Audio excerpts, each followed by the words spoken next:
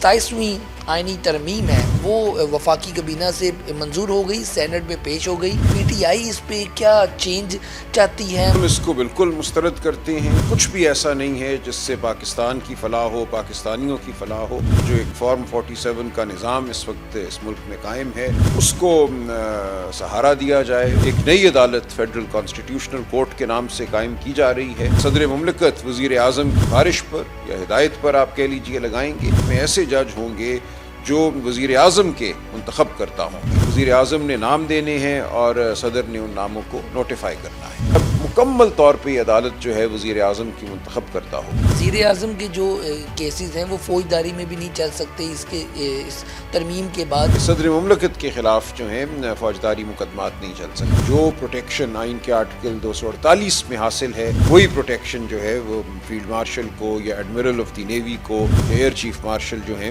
Field marshal उनको भी हासिल होगी। नवंबर का महीना है, इशारातन केपी के कई बार कह चुके हम निकलेंगे एहतजाज की तरफ। जो एक मुमकिना लाए अमल है उस पर अमल करेंगे। तो तहरीके तहफ़्फ़ुज़ आईन पाकिस्तान का प्लेटफॉर्म है। महमूद अजगज़ई और असद कैसर और राजा नासिर, मुज़ाकरात भी इन्हीं से लोग जिन्होंने करने हैं वो करे और यही मुज़ाकरात बात आगे करेंगे। ऐसा ही है, खान साहब ने इन्हीं को ये फरीज़ा सौंपा है और जो हमारी हिकमत अमली है वो भी इन्हीं के ज़रिए तय होगी। अस्सलाम वालेकुम नाज़रीन, मैं हूं आपका मेज़बान अली तारिक और आप देख रहे हैं कैपिटल टीवी। पाकिस्तान तहरीक इंसाफ के जनरल सेक्रेटरी सलमान अकरम राजा साहब और माहिर कानून दान सर, सबसे पहले तो शुक्रिया। आज 27 जो 27वीं आइनी तरमीम है वो वफाकी कबीना से मंजूर हो गई, सेनेट में पेश हो गई। क्या कहेंगे इस पे? पीटीआई इस पे क्या चेंज चाहती है, मुस्तरद करती है? इस पे आपने अभी बड़ा इस पे रीड भी किया। क्या आप समझते हैं कि ये जो तरमीम आइनी तरमीम आई है ये क्यों आई है, इसके पीछे क्या वजह है, इस पे क्या कहेंगे?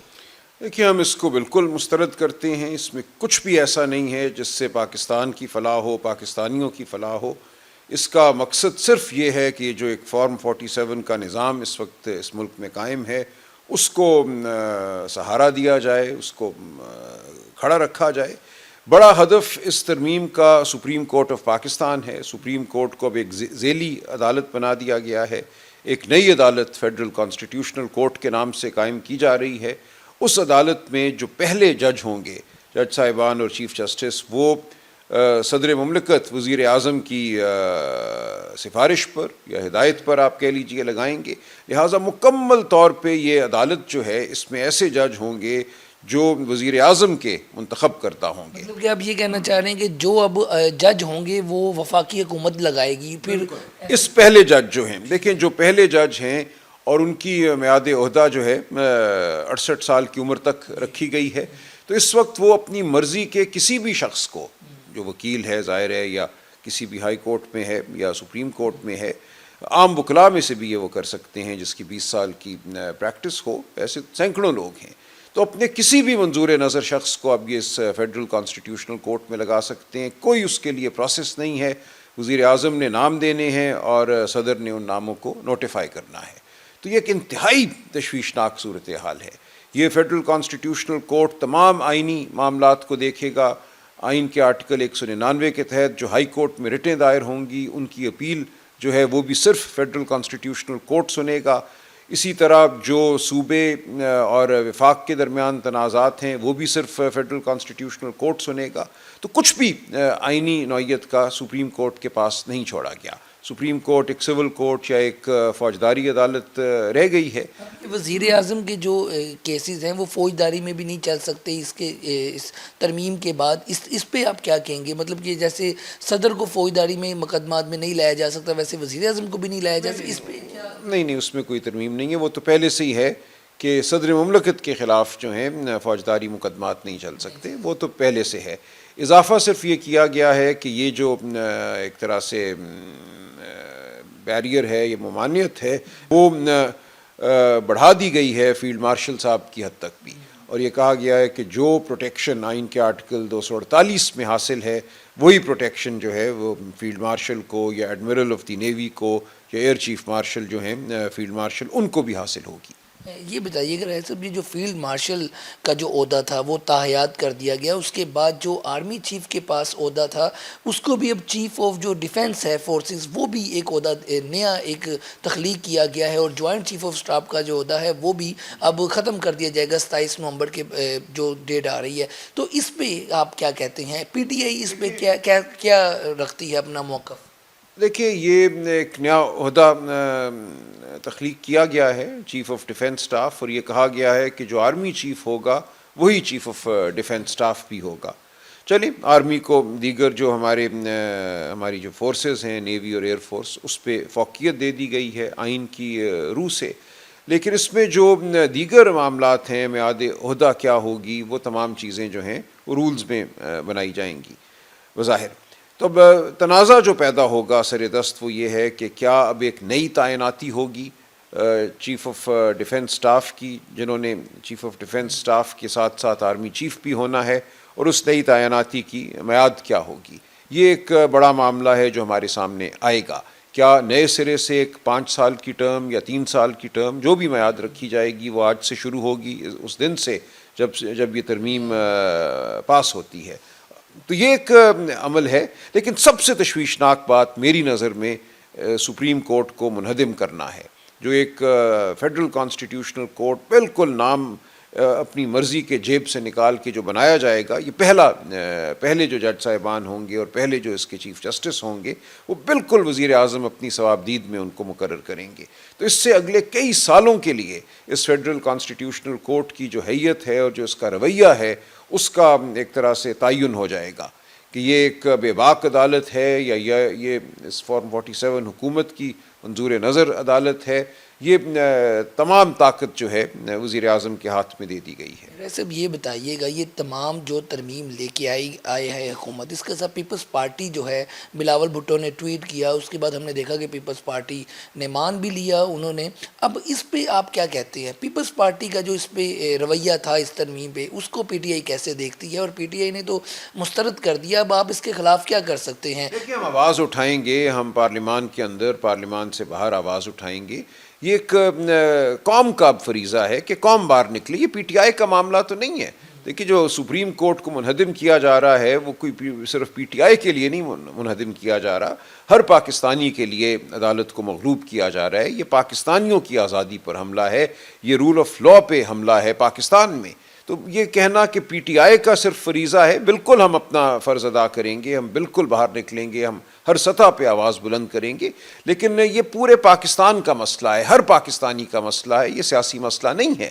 پی ٹی آئی اپنا کردار ادا کرے گی، پیپلز پارٹی کا جو کردار رہا ہے 26ویں آئینی ترمیم کے وقت، اور اب ہم دیکھیں گے 27ویں ترمیم کے وقت وہ کیا رول ادا کرتے ہیں، لیکن ان کا کوئی کردار اس تمام عمل میں جو دستور میں ترمیم کا عمل ہے 26ویں آئینی ترمیم کے حوالے سے اور اب 27ویں ترمیم، کوئی بہت قابل ستائش نہیں رہا۔ انہوں نے اس آئین کو ایک طرح سے مغلوب کیا ہے جو 1973 میں پیپلز پارٹی یا ذوالفقار علی بھٹو صاحب کی زیر نگرانی وجود میں آیا تھا۔ اس آئین کی روح پر حملہ ہوا ہے، اور یہ حملہ جو اس ترمیم کے ذریعے اب کیا جا رہا ہے یا پہلے بھی جو آئینی بینچ بنا دیا گیا تھا، اس آئینی بینچ نے کیا آپ کو دیا؟ اس نے یہ کہا کہ سویلینز کی ٹرائل ملٹری کورٹ میں ہو سکتی ہے۔ اس نے جو عوام کے منتخب نمائندے تھے ان کی نمائندگی کو تسلیم نہیں کیا، جو مخصوص نشستیں تھیں خواتین اور اقلیتوں کی وہ چھین لی گئیں۔ تو یہ تمام عمل تو جاری تھا۔ اب اس نئی عدالت کے ذریعے میں سمجھتا ہوں اس میں مزید ایک طرح سے آپ کہہ لیجئے ابتری آئے گی، کیونکہ اب مکمل طور پہ یہ عدالت جو ہے وزیر اعظم کی منتخب کرتا ہوگی۔ صاحب یہ بتائیے گا کہ بانی P T I Imran Khan صاحب جیل کے اندر ہے، ملاقاتیں ان سے نہیں ہونے دی جا رہی، اب یہ جو اس طرح کی ترامیم آ رہی ہے اس سے بھی آنے والے دنوں میں ایک تحفظات بھی ہیں، عوام میں بھی تشویش ہے، تو ہونے کیا جا رہا ہے؟ یہ کیا مطلب کہ جو اس وقت جیل میں عمران خان صاحب بیٹھے ہیں، کوئی ان کے جو معاملات ہیں وہ بھی ہم دیکھ رہے ہیں کہ سخت سے سخت ہوتے جا رہے ہیں، اور جو جن سے معاملات آپ ٹھیک کرنا چاہتے ہیں یا بات کرنا چاہتے ہیں ان کے ساتھ بھی جو لڑائی ہے وہ طویل ہوتی جا رہی ہے، تو یہ کیسے معاملات بہتر ہوں گے؟ اس طرف آپ کیا بات کریں گے؟ دیکھیں، یہ تو ہوش کے ناخن لینے ہوں گے نا فیصلہ سازوں کو، جو یہ سب کچھ کھلواڑ کر رہے ہیں، جنہوں نے الیکشن لوٹا، جنہوں نے ایک مصنوعی حکومت قائم کی، ایک مصنوعی پارلیمان کے ذریعے ایک تاریخ ترمیم آئین میں اب کر رہے ہیں، یہ سب کچھ تو ان کو سوچنا ہوگا کہ اس ملک کو کتنا انہوں نے دھکیلنا ہے تاریکیوں میں۔